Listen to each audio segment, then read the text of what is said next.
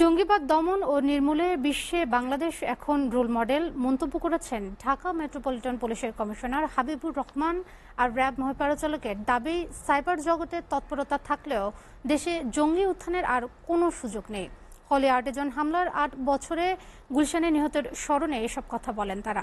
এ সময় পুলিশ বাহিনীর কোনো ব্যক্তির অপরাধের দায়ে বাহিনী নেবে না বলে জানিয়েছে পুলিশ সার্ভিস অ্যাসোসিয়েশন।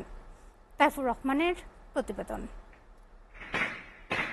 পুরনো ক্ষত সারিয়ে এখনো ঠায় দাঁড়িয়ে গুলশানের হলি আর্টিজান রেস্টুরেন্টের এই ভবনটি ৮ বছর আগে ইতিহাসের নজিরবিহীন জঙ্গি হামলায় এখানেই নৃশংসভাবে হত্যা করা হয় ১৭ বিদেশি সহ ২২ জনকে। ছিলেন ২ পুলিশ সদস্য। নিহত ২ পুলিশ সদস্যের স্মরণে গুলশানে দীপ্ত শপথ ভাস্কর্যে শ্রদ্ধা জানান র্যাব মহাপরিচালক।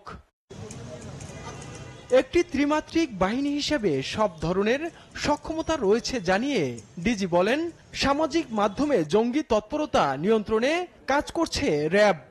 আমরা কোনো জঙ্গি তৎপরতা ওইভাবে আমরা খুব সুস্পষ্ট, আমাদের কাছে কোনো নাই, তথ্য নাই, এবং পরিস্থিতি এখন অনেক আমি বলবো যে অনেকটাই নিয়ন্ত্রণে।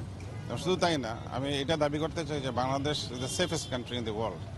এখন এই ধরনের কোনো সংখ্যা আমাদের মধ্যে নাই। পরে একই স্তম্ভে শ্রদ্ধা নিবেদন করেন Dhaka metropolitan police commissioner Habibur Rahman. শ্রদ্ধা নিবেদন শেষে তিনি জানান, জঙ্গিবাদ বৈশ্বিক সমস্যা, তবে অন্য দেশের চাইতে ভালো অবস্থানে বাংলাদেশ।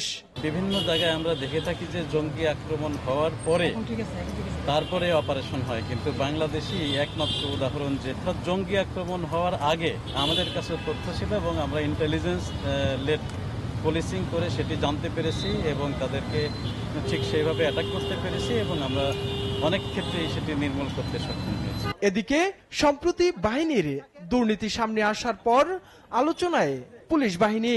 পুলিশ সার্ভিস অ্যাসোসিয়েশনের সভাপতি বলছেন, কোনো ব্যক্তির দায় বাহিনীর নয়।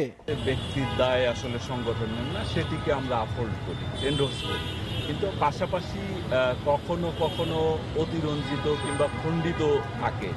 যেমন আমাদের এক কর্মকর্তা সম্পর্কে বলা হলো যে তিনি সপরিবারে পালিয়ে গেছেন, কিন্তু তিনি আসলে পালিয়ে যাননি। পরে হলি আর্টিজান রেস্তোরাঁয় নিহত বিদেশি নাগরিকদের শ্রদ্ধা নিবেদন করেন ইতালি, জাপান, ভারত ও আমেরিকার রাষ্ট্রদূতরা। Taifur Rahman Tuhin, SA TV, Dhaka.